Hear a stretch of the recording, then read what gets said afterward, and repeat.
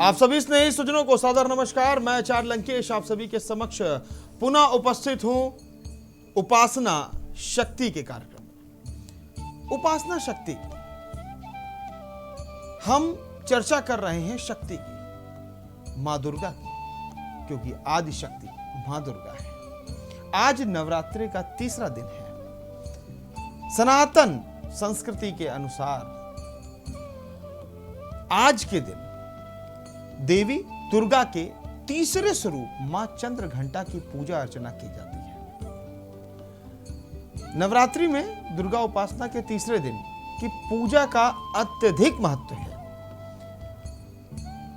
माता दुर्गा जी की तीसरी शक्ति का नाम चंद्रघंटा है। माता दुर्गा की 9 शक्तियां हैं, 9 स्वरूप हैं, लेकिन जो मां चंद्रघंटा है आज उनका दिवस है।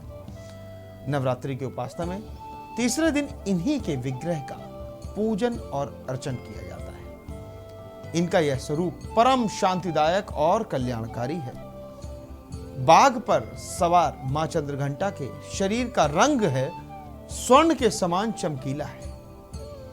इनके मस्तक पर घंटे के आकार का अर्धचंद्र विराजमान है, इसीलिए इन्हें चंद्रघंटा कहा जाता है। 10 भुजाओं वाली देवी के हर हाथ में अलग अलग शस्त्र विभूषित होता रहता है।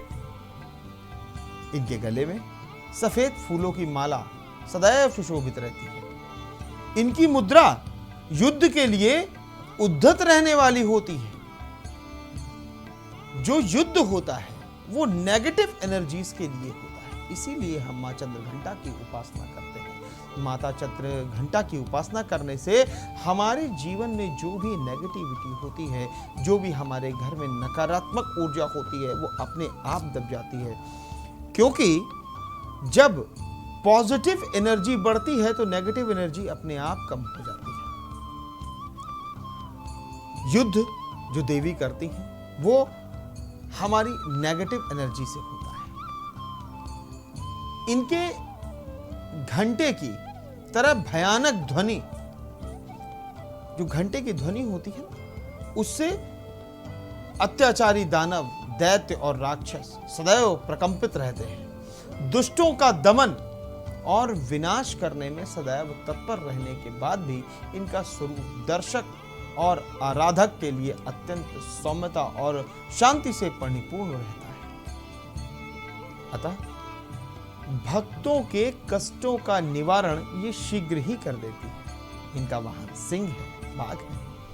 अतः इनका उपासक सिंह की तरह पराक्रमी और निर्भय हो जाता है। इनके घंटे की ध्वनि सदैव अपने भक्तों की प्रेत बाधादि से रक्षा करती है। जिन भी लोगों को यह महसूस होता है कि उनके ऊपर किसी भी व्यक्ति ने किसी प्रकार का कोई तंत्र मंत्र करा दिया है, या वो कोई ऐसे स्थान से निकला है जहां पर उसके ऊपर किसी भी प्रकार की कोई भी नकारात्मक ऊर्जा उसके ऊपर है या उसके घर में वास कर रही है, तो माता चंद्रघंटा की उपासना करने से प्रेत बाधा दूर हो जाती है। क्योंकि जब हम मंदिर जाते हैं तो वहां पर पीतल का बड़ा सा घंटा लगा होता है। उस घंटे को जब हम बजाते हैं तो उससे ध्वनि निकलती है, एक वाइब्रेशन उत्पन्न होता है। उससे हमारे शरीर की जो भी नकारात्मक ऊर्जा होती है वो अपने आप दूर हो जाती है। क्योंकि ऊर्जा एक ऐसा माध्यम होती है, एक ऐसा स्वरूप हम कह सकते हैं कि जिसे ना तो हम उत्पन्न कर सकते हैं और ना ही जिसे नष्ट कर सकते हैं। क्योंकि अंधेरे को हम घसीट करके कमरे से बाहर नहीं निकाल सकते। एक छोटा सा दीपक प्रज्वलित करेंगे तो हमारे कमरे में प्रकाश हो जाएगा और अंधेरा अपने आप दूर हो जाएगा। अंधेरा होता क्या है? प्रकाश की कमी को ही अंधेरा कहते हैं, और अंधेरा ना होना प्रकाश होता है। हमारे जीवन में किसी भी प्रकार की बाधा आ रही हो तो माता चंद्रघंटा की उपासना करने से हम परेशानियों से दूर होते हैं। अगर हमें भय लगता है, अगर हमें कष्ट होता है, परेशानी होती है, डर लगता है किन्हीं चीज़ों से, प्रेत आदि से हमें डर लगता है, और तंत्र मंत्र से हमें डर लगता है कि हमारे ऊपर किसी ने कुछ तंत्र मंत्र करा दिया है, तो हमें उसके लिए माता चंद्रघंटा की उपासना करनी चाहिए। हमें अपनी रक्षा करने के लिए, कि हमारी सदैव शत्रुओं से रक्षा होती रहे, उसके लिए हमें माता चंद्रघंटा की उपासना करनी चाहिए। इनका ध्यान करते ही शरणागत की रक्षा के लिए इस घंटे की ध्वनि निनादित हो उठती है। आज के दिन साधक का मन मणिपुर चक्र में प्रविष्ट होता है और मां चंद्रघंटा की कृपा से उसे अलौकिक वस्तुओं के दर्शन होते हैं। जब आप मेडिटेशन करते हैं, जब आप ध्यान करते हैं, तब आपके शरीर के चक्र जो है वो एक्टिव होते हैं। मैंने अक्सर लोगों को देखा है, जब भी आप उपासना करें तो देवी के स्वरूप को ध्यान से देखें कि देवी अपने स्वरूप के माध्यम से कहना क्या चाहती हैं। जैसा कि मैंने कल आपको बताया था कि आप ब्रह्मचारिणी की जब आप उपासना कर रहे थे, तब आपको कैसा महसूस हो रहा था, कैसे आपको उनके दर्शन करने हैं, कैसी आपको उनसे याचना करनी है, कैसी आपको उनसे प्रार्थना करनी है, और कैसे आपको उनका स्वरूप अपने मन में बिठाना है। आज के दिन हम बात कर रहे हैं कि आप किस प्रकार से माता चंद्रघंटा की उपासना करें। अब बात करते हैं वापस से माता चंद्रघंटा की, कि मां चंद्रघंटा के भक्त और उपासक जहां भी जाते हैं, लोग उन्हें देखकर शांति का अनुभव करते हैं। अगर आप एक डॉक्टर हैं, अगर आप एक लॉयर हैं, अगर आप एक ज्योतिषी हैं, तो आपको माता चंद्रघंटा की उपासना करनी चाहिए, क्योंकि ऐसा करने से जिससे भी आप मिलेंगे, आपसे मिलकर के उसका मन प्रसन्न हो जाएगा। वो आपकी बात को बहुत ध्यान से, बहुत गौर से सुनेगा और उसका फल भी उसको प्राप्त होगा। तो जितने भी डॉक्टर हैं, आचार्य हैं, एडवोकेट हैं, आपको इन चीजों का ध्यान रखना चाहिए कि आपको विशेष तौर पर माता चंद्रघंटा की उपासना करनी चाहिए। जितने हमारे प्रशासनिक अधिकारी हैं, उन्हें भी माता चंद्रघंटा की उपासना करनी चाहिए। माता चंद्रघंटा की बात करें, इनके साधक के शरीर से दिव्य प्रकाश युक्त परमाणुओं का अदृश्य विकिरण होता है। यह दिव्य क्रिया साधारण नेत्रों से दिखाई नहीं देती, किंतु साधक व उसके संपर्क में आने वाले लोग इस बात का अनुभव करते हैं। उदाहरण के तौर पर लोग कहते हैं, लोग ऑरा हीलिंग कहते हैं ना, आपने अक्सर सुना होगा कि ऑरा हीलिंग हो रही है, हमारे शरीर का ऑरा बढ़ रहा है। तो इससे आपको बहुत अधिक लाभ मिलेगा। अब हम बात करेंगे माता चंद्रघंटा के पूजन के फल की, कि हम पूजन तो करते हैं, उस पूजन से हमें क्या फल मिलता है। लेकिन उससे पहले यहां पर वक्त हो चला है एक बहुत ही छोटे से ब्रेक का। ब्रेक के बाद जब वापस आएंगे तो जानेंगे आखिर क्या है माता चंद्रघंटा की उपासना का फल।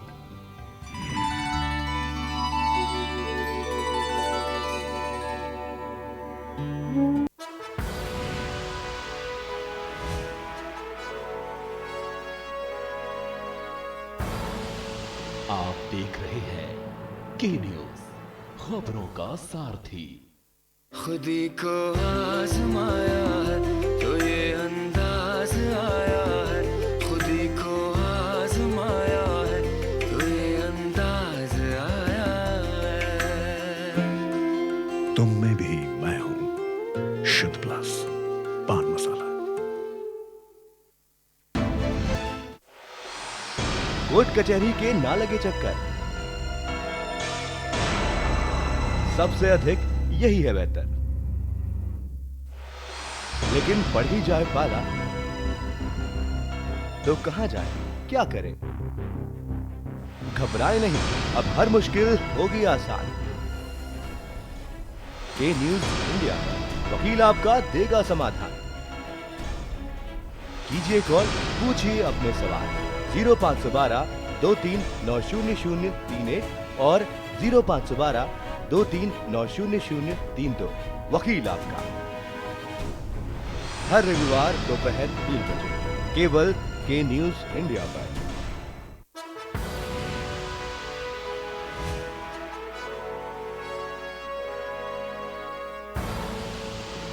देख रहे हैं के न्यूज, खबरों का सारथी।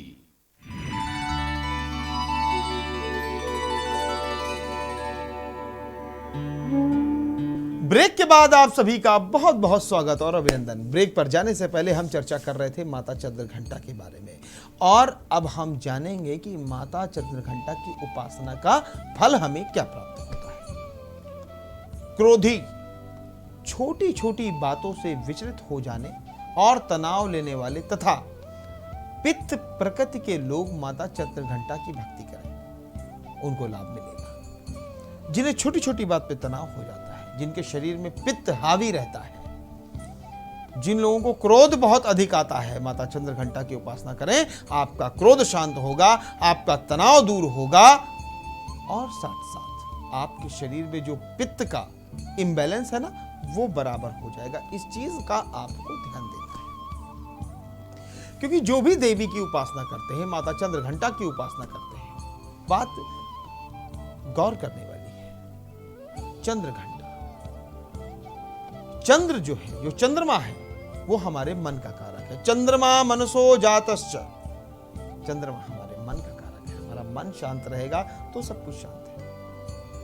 और घंटा, जिससे ध्वनि होती है, वाइब्रेशन होता है, यानी कि शीतल कंपन, कूल वाइब्रेशन, ऐसा वाइब्रेशन जो आपको कूल कर दे, ठंडा कर दे, शांत कर दे। आपको बहुत तनाव है कि आपके ऊपर किसी प्रकार की कानूनी प्रक्रिया हो सकती है, आपको बहुत तनाव है कि आपके ऊपर किसी भी प्रकार का ऐसा प्रभाव पड़ सकता है कि आपके शत्रु आप पर हावी हो सकते हैं, तो माता चंद्रघंटा की उपासना कीजिए। देखिए, आपके जीवन में तनाव चुटकियों में दूर हो जाएगा। आज के दिन आपको इस बात का विशेष ध्यान रखना है कि आप अपने दिन को किस तरह से निकालें। अगर आप व्रत कर रहे हैं, अगर आप व्रतधारी हैं, तो आपको क्रोध तो बिल्कुल नहीं करना चाहिए।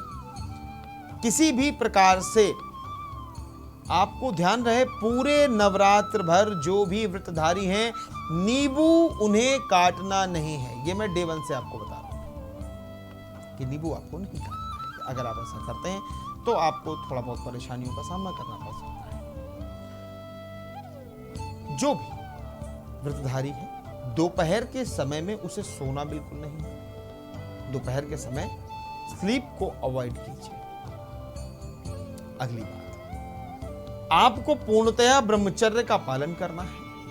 अपने घर को अकेला नहीं छोड़ना है, घर में ताला नहीं लगाना है, और यथासंभव, क्योंकि आजकल तो मैंने देखा है कि व्रत का जो पालन है वो पूर्णतया नहीं हो पाता, लेकिन प्रयास ये करना चाहिए कि आपको एक कोई नया गद्दा आप ले सकते हैं, या फिर कोई मोटी दरी ले सकते हैं, तो जहां पर आपने कलश की स्थापना कर रखी है वहां पर आपको सोना चाहिए। क्योंकि मानव जीवन जो है वो त्रुटियों से भरपूर है। कहीं ना कहीं छोटी मोटी त्रुटि, गलतियां हो ही जाती हैं, मिस्टेक हो ही जाती है, तो इनसे आपको बचना है। अब हम जानेंगे माता चंद्रघंटा देवी की पूजा विधि एवं आराधना का मंत्र। माता को शुद्ध जल और पंचामृत से स्नान कराना है। किससे स्नान कराना है? शुद्ध जल से और पंचामृत से। अलग अलग तरह के फूल, कम से कम 2-3 प्रकार के तो फूल आप ले ही लें, और मैक्सिमम 5 प्रकार के फूल ले लेंगे तो बहुत अच्छी बात है। अक्षत, अक्षत जो है, जो चावल है, ध्यान रहे कि वो टूटा हुआ ना हो, इसीलिए इसे अक्षत कहते हैं। छत मतलब होता है टूटा, अक्षत जो टूटा हुआ ना हो, इसीलिए उसे अक्षत कहते हैं। कुमकुम होना चाहिए और सिंदूर। तो आपको अलग अलग तरह के पुष्प, अक्षत और कुमकुम, साथ में सिंदूर देवी मां को अर्पित करना है। केसर वाले दूध से बनी हुई मिठाइयां या खीर आपको देवी मां को भोग स्वरूप लगाना है। क्या क्या भोग स्वरूप लगाना है? आपको केसर के दूध से बनी हुई मिठाई या फिर केसर वाली खीर माता को भोग लगाइए।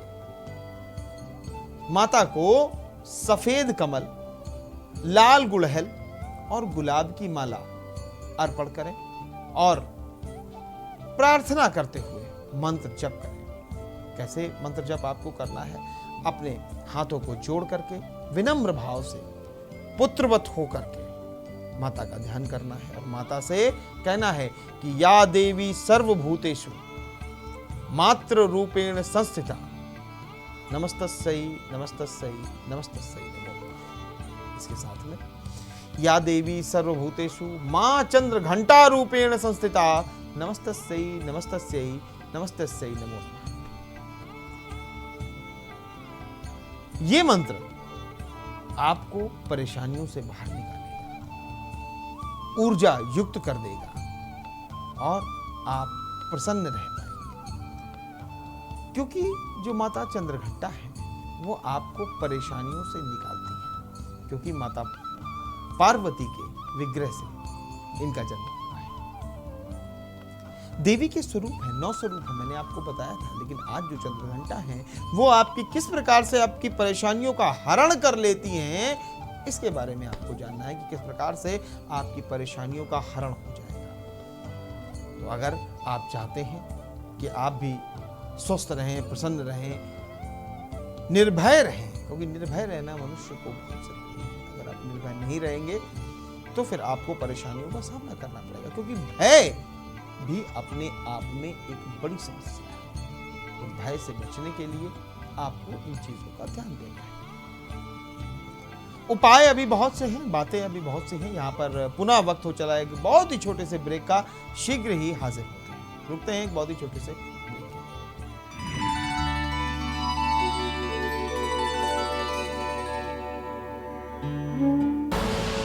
आप देख रहे हैं के न्यूज, खबरों का सारथी। पर ये दिल है कि चख रहा है उन्हीं अल्फाजों का दूर कितना भी जाओ, इस जुबान से दूर ना जा पाओगे। विमल, बोलो जुबान केसरी। खुदी को आजमाया है तो ये अंदाज आया है, खुदी को आजमाया है तो ये अंदाज आया है। तुम में भी मैं हूं, शुद्ध प्लस पान मसाला। आप देख रहे हैं के न्यूज, खबरों का सारथी।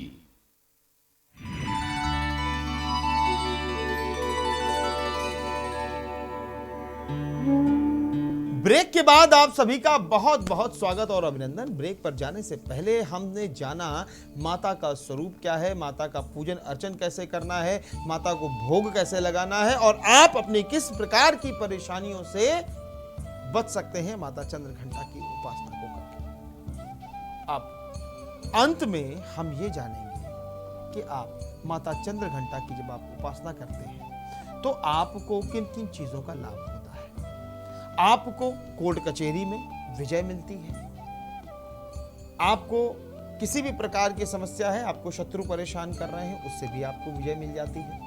यानी कि शत्रु आपके उछलेंगे तो बहुत, लेकिन आपको कुछ परेशानी आपके सामने खड़ी नहीं कर पाएंगे। साथ ही साथ आपको जब भी माता चंद्रघंटा की उपासना करें तो उनसे पुत्रवत हो करके, हाथ जोड़ करके, जैसे बच्चा अपनी माँ से अपनी बात कहता है, वैसे ही आपको करना है कि आप अपनी समस्याओं का जो भी ब्यौरा है वो माता के समक्ष रख दीजिए, माता के चरणों में रख दीजिए। माता उसे यथाशीघ्र यथासंभव दूर करेंगे। तो मैं आशा करता हूं कि जो भी चीजें मैंने आज के कार्यक्रम के दौरान आपको बताई, आप उनका अनुपालन करेंगे और इन बताई गई चीजों की तरह ही आप अपने दिन को उत्तम बना पाएंगे और माता की उपासना में आप अपने आप को विलीन रख पाएंगे। तो आज के लिए बस इतना ही। आप सभी सपरिवार स्वस्थ रहें, प्रसन्न रहें, आनंदित रहें, निरोगी रहें। आपके पूरे परिवार पर माता सरस्वती, माता लक्ष्मी, माता अन्नपूर्णा की कृपा सदैव बनी रहे। फिर होगी आप सभी से मुलाकात। तब तक के लिए आप सभी स्नेही स्वजनों को सादर नमस्कार।